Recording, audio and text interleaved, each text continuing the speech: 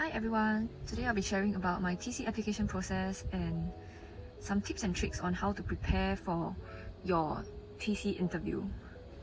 I actually applied for 2.5 firms. Yeah, I know I put here 2 firms, but it's a little hard to explain. So 2.5 firms, all of them were from the Big 4, and all my interviews were done online. But before I go on into more details, I think as a prerequisite, as I mentioned before, you need to have pretty good grades. And also, the more I hear my bosses speak, the more I realize that they actually do watch out for the mods that you take, because they want to know whether the mods that you take are relevant to the practice group. So if you are the sort of person who already knows which practice area you want to go into, which area you're interested in, then I would suggest that you either indicate that you're going to take that mod in your cover letter, in your CV, or just take them already. So these are the 2 things that will kind of get your resume through the HR. You know, right, that your resumes do actually go through HR before they are submitted to the bosses, because the bosses have no time to look at every single piece of resume. So yeah, usually the HR is the first cut, and what they look out for is just very simple things like grades and mods. It's a bit hard to distinguish in terms of personality, character, just from a piece of paper. Yeah, if you're a student, I would say just study hard and choose the correct mods to study, and then the rest of it will not be within your worry for now. To elaborate on my 2.5 experience, I essentially interviewed with 3 different law firms, all from the Big 4. Big 4 means there's only 4 big firms, and I interviewed with 3 out of 4 of them. And I would like to think that I was successful with 3 out of 4 of them. My 3 interviews were not within the same time period. It's too complicated for me to explain. Just know that I interviewed with 3 different law firms at different points in time, and the gaps between my first and second interview was like 2 years or something. So my first interview was very law-based. What I mean by law-based is that essentially the interviewer was more focused on my legal knowledge and very concerned about whether I knew the law, whether I understood the cases, what are my opinions on those cases. Essentially, it just felt like I was doing a hypo question or an essay question, or just being grilled about this particular area of law. The whole interview lasted about an hour, and I would say for a good 15 minutes, the interview was about legal stuff. I think I was rather prepared for the interview. I was able to answer most of the questions except for one, because I forgot about the case and forget what the case stood for. But essentially, the interviewer kept pushing on and gave me a summary of the facts and asked me what my views were about the case, whether you think that the case was correctly or wrongly decided.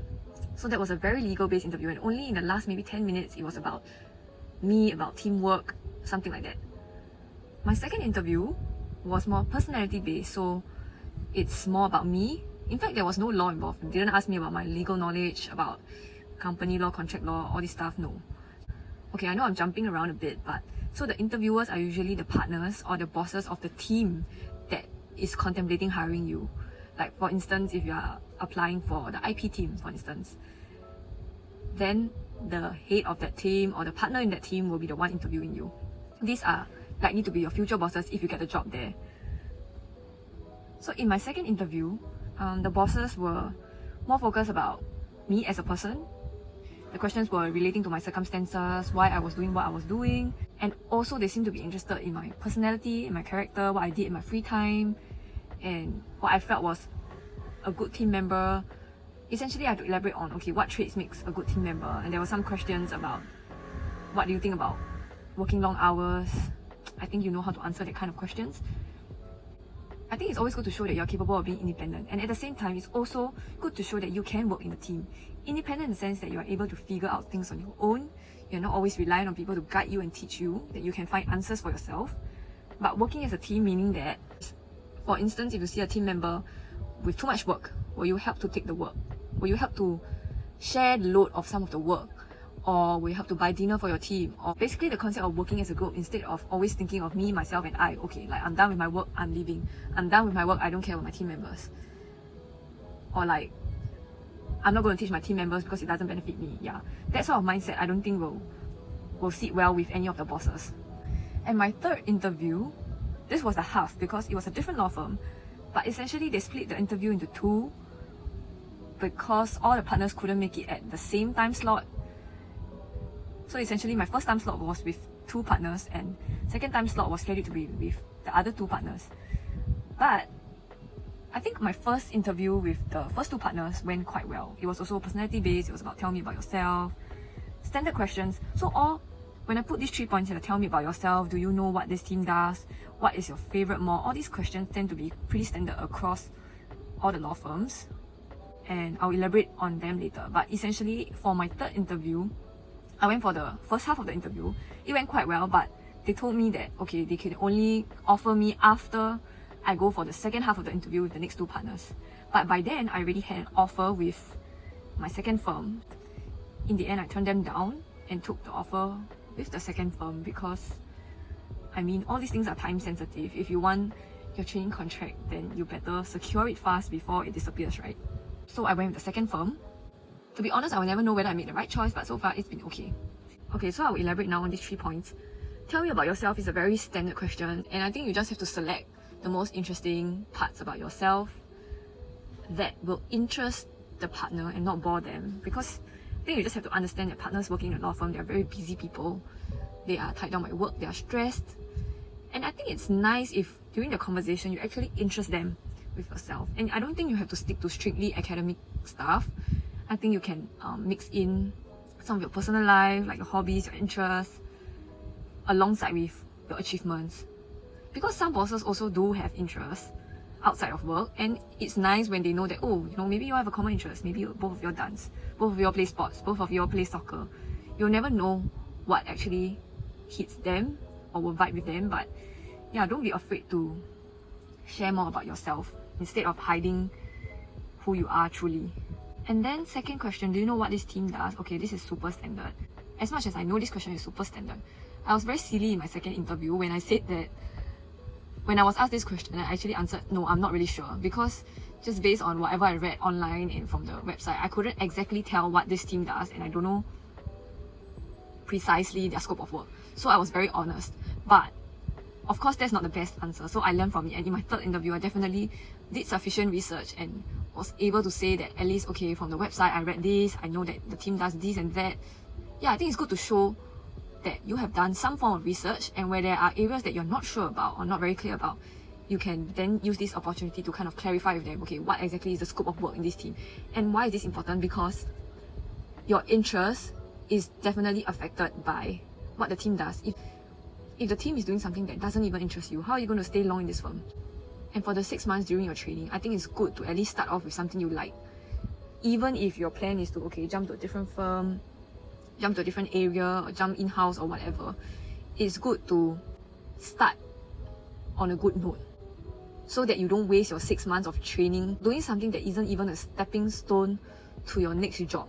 Yes, I think you can take this opportunity to find out from the bosses themselves what the team actually does. And the third thing about your favorite mod, I think this is a very tricky question. It always opens a can of worms, and it's deliberate. So let's say if you tell them that, okay, my favorite mod is contract law, you can bet that the next question will be a contract law related question. So whatever you say is your favorite mod, I think you should be prepared to answer at least some legal questions relating to that mod. Choose your favorite mod wisely. I think if possible, I will find a list of questions that my friends or my batchmates have compiled for their TC interviews and put it down in the description below. I didn't compile this list because, as you've seen, I only went for 3 or 2.5 interviews, so I'm not an expert on what other firms ask. I don't know what the medium firms or small firms interviews are like, but these are the questions that my friends who have gone for multiple interviews compiled. You might be wondering, why did I only apply for these few firms and not the rest? Am I elitist that I don't consider mid-sized firms or small firms? I think I was not the sort of person who was very anxious or particularly concerned about my TC application. So I just put in one application, the first law firm, during that time period. I just put in one application, went for that one interview, got an offer, and that was the end of the story. I didn't have to worry myself to apply for more firms or other places. And also, this is very linked to my internship experience, so you can watch my internship video. In case you don't have time to watch, I'll just briefly share that I only interned with the big 4 firms. So there were not many options for me, because in terms of the medium-sized firms, I know that I didn't do an internship there, so they might have questions relating to, oh, why didn't you apply for an internship here? How will you know whether you like this place if you didn't intern here? Basically, to me, all these questions are very difficult to answer, considering the fact that I did not do an internship there. So I just picked the easiest, and also I strategized in the sense that I chose an area of law which I felt that not a lot of people would want to do and that I did well in. at least on paper, I look like I could do this particular area of law because it's quite a niche area. So I thought, why not? Just apply for this one and see how it goes. I think it's also the concept that if God wants me to train at this place, then He will just lay the path out for me. He'll open the doors for me without me having to strive for a place in this firm. Sometimes during the interviews, the bosses do ask things like, oh, which firms have you applied to? And if all these firms reply you, which firm will you go for? I think all these are very difficult questions. If you've applied for so many firms, I wouldn't know how to answer them truthfully. And I'm not the sort of person who condones lying. So I make sure that factually, this is the firm that I applied to only. So if I were ever asked a question, I can very honestly say that I'm only applying for this firm for this reason, and I'm only interested to work here. So now for some tips, I think if you're doing an interview online, use it to your advantage. In fact, all my interviews, as I've said, were online. I have not done a physical interview. I feel more comfortable doing an online interview because you're in your own environment. Essentially, the environment around you shouldn't be foreign. But you may be stressed about your technical difficulties and whether your Skype is working well and all those stuff. But all these can be settled beforehand, in that you can test all this out with your family or your friends first before your interview. And what do I mean by use it to your advantage? Because sometimes connection is poor, connection is bad, and then they ask you a question that's a little bit difficult and you need some time to think. You can use the poor connection or the time that your technical issues need to be solved to kind of think through your answer. But just speak slowly, because it is not real life. They can't tell whether you're really speaking slowly or there's something wrong with the connection. Okay, this sounds super ridiculous, but I think it's just a small little tip. I think it's very important to be confident. There was this one boss who was like the devil's advocate. Everything I said he would doubt, everything I said he would question, and he would question my answers to the question. So it was a very tough interview, and I felt like, gosh, am I that unconvincing, right? Like during my interview, I just felt horrible because I felt like I couldn't convince him and couldn't make him trust my answer. And at the end of it, I wasn't sure that I would actually get my training contract. But so after being in the team, I realized, oh, it's because of the way they kind of allocate the roles amongst the bosses. Like one of them would just be devil's advocate. Basically, his role is just to make life difficult for you during the interview, ask you question and question and question and poke at all the holes in your answer. So yeah, you never know what kind of plan the bosses might have. And regardless of the questions that they ask you, whether they offend you or not, I think it's very important to be confident but not arrogant. Just smile your way through, and if you know what you're saying, you know what you're saying. You don't need the approval to feel better about what you're saying. Yeah. Then third point, I think you should know your law and your stuff. Essentially, just know everything about yourself. If people are going to ask you, why you do this mod? Why do you choose this mod? Why do you choose to go on exchange? What's your favorite mod? All these things you should know about your strengths and weaknesses. All these are about yourself. And if you don't know, I think you should think through them before you go for the interview so that you know what answer to give when asked. Know your law, especially if it's an area of law that you have studied in school. And there are some areas of law that are very standard. Like if you apply for a corporate department, then company law, contract law, all these are very standard laws that you should roughly know. I would think that you shouldn't go in forgetting even the concept of like damages, for instance, or offer acceptance. That you don't have to mark as hard as when you're preparing for finals, but I think you should roughly have the framework of the area of law that might apply in this department. Also, know why you want to work there. I think it's a very common question. Why you want to work in this firm? What are your goals here? So when sometimes they do ask you, where do you see yourself in 5 to 10 years time? I think to answer that kind of questions, it's good to show that you're in there for the long run, because as you all know, if you look at just my previous video, attrition is very high. And of course, as a boss, you rather hire someone who wants to be here for 10 years rather than someone who wants to be here for just 1 year, right? So it's always good to show that your interest is long term and not short term.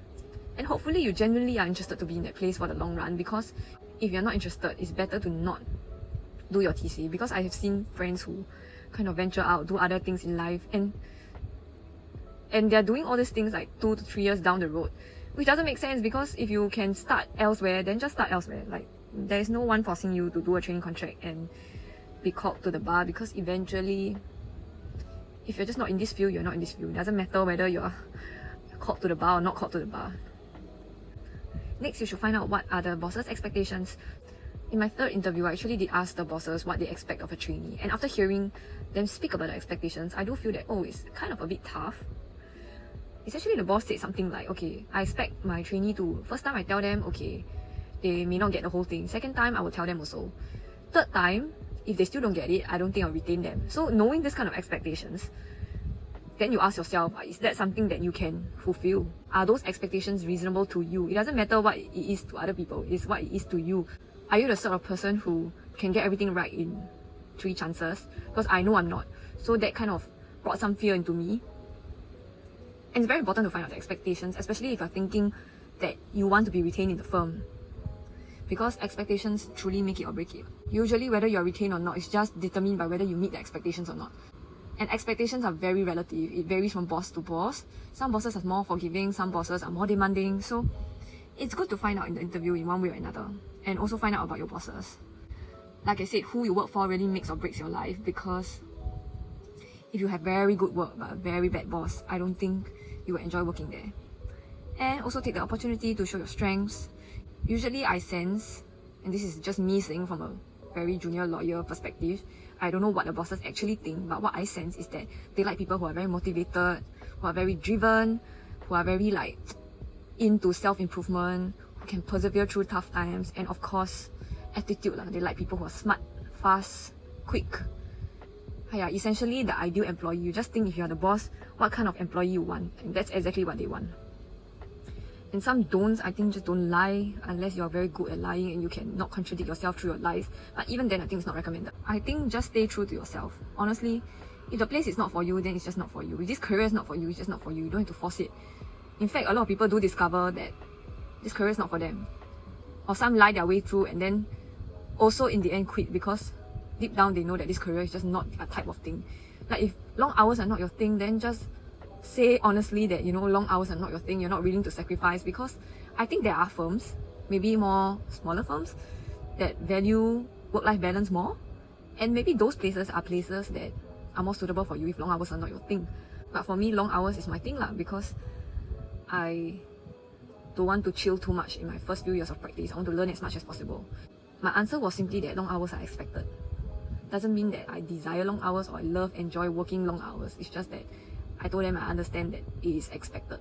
And also, secondly, don't share confidential information. Okay, my boss did tell me this story that when he was interviewing someone for the training contract, this person started sharing about all the files that he worked on during his internship, or I worked for this client, that client, I did what and what. But all these are confidential information. So while you're trying to share about all the work you've done, don't be so silly as to share the confidential information, because in that situation, then, I don't know, it seems like you're not very trustworthy, or you don't even know your obligations as a lawyer to keep confidential information confidential. Yeah. Third thing, I think don't be desperate, but be wise. Don't be desperate meaning don't think that, okay, die, I need this job, die, I need this firm to accept me. I think once you have this mindset, in desperation, you often make bad decisions, and you often make decisions that you later regret.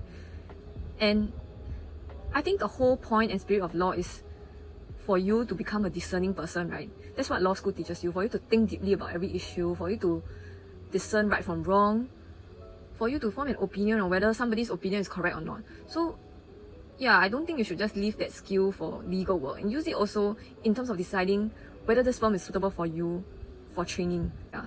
Don't just take whatever firm comes your way unless you are willing to accept the consequences. So someone once told me that, in life, you don't choose your choices, but you choose your consequences. So when you say okay to this firm, you are choosing the consequences of saying okay to this firm. Like whether it's bad hours, bad boss, screaming boss, shouting boss, nice colleagues, bad colleagues, yeah. So I think you should be sufficiently discerning and find out as much as you can during the interview from other people, outside sources, family, friends, to know where it is that you will grow best, that you'll feel most comfortable at. And then go for that place. Don't just go for what everybody else is going for, because everybody is different. Everybody prioritizes different things in life. I have seen people who are super workaholic. They love work, they live work, breathe work, and to them it's no big deal because that is their priority. Their priority is to build a career above every other thing in life. But at the same time, there are people who have different priorities. For instance, you want a life, you want family, you want friends, you want time for yourself. Then just based on your priorities, you pick the firm that is most suitable for you. Enough of my long rant. I hope that you gathered some tips and tricks, and I hope that you will be able to find the place that suits you best, that helps you grow the best. If you have any other questions, just please leave them down in the comment section below. And also, if you've been receiving all these tips and tricks, can I ask you one question? Why you haven't subscribed?